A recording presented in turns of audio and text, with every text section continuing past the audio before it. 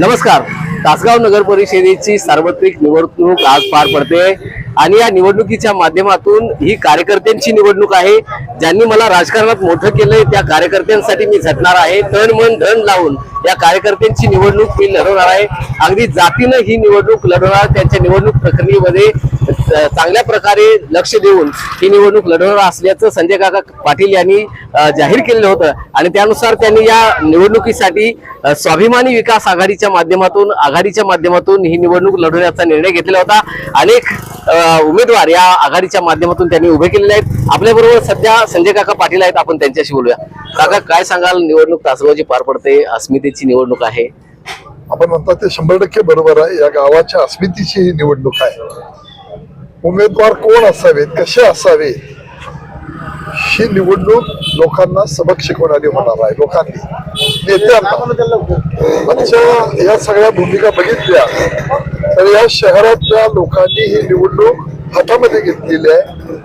आतापर्यंत जवळजवळ 3 टर्म ही नगरपालिका लोकांनी आपल्याकडे सोपवली होती. आपल्या या नगरपालिकेच्या निवडणुकीच्या निमित्तानं मी मगाशी उल्लेख केला की इलेक्शन लोकांनी हातामध्ये घेतलेले आहे. लोकांनी हातामध्ये घेऊन ही निवडणूक साऱ्या जिल्ह्याला नव्हे तर राज्याला एक वेगळं उदाहरण घालून देणारी निवडणूक असेल. आमच्याबरोबर पक्ष, चिन्ह, नेता, सत्ता, पैसा, संस्था काही नसताना गेले 30, 35 वर्ष या शहरातली मंडळी आपल्या पाठीमाग आहेत.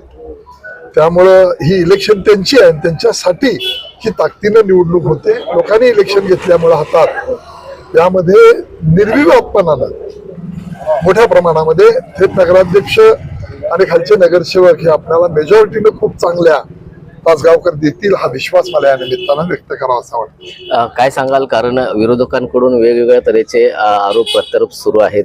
त्याबद्दल काय तुमची प्रतिक्रिया? आज मतदान आहे. 2-4 दिवसामध्ये त्यांनी खोटे नाटे आरोप करून काही सहानुभूती मिळते का बघण्याचा रडीचा डाव, किविलवाना प्रयत्न त्यांनी केलाय.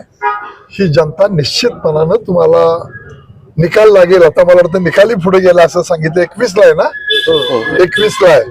तेव्हा त्या पद्धतीनं निकाल आपल्याला हा निश्चितपणाने दिसेल. काय वाटतंय किती संख्येनं तुमचे उमेदवार निवडून येतील? मला आज वाटतं की आपण 20च्या पुढे जाऊ.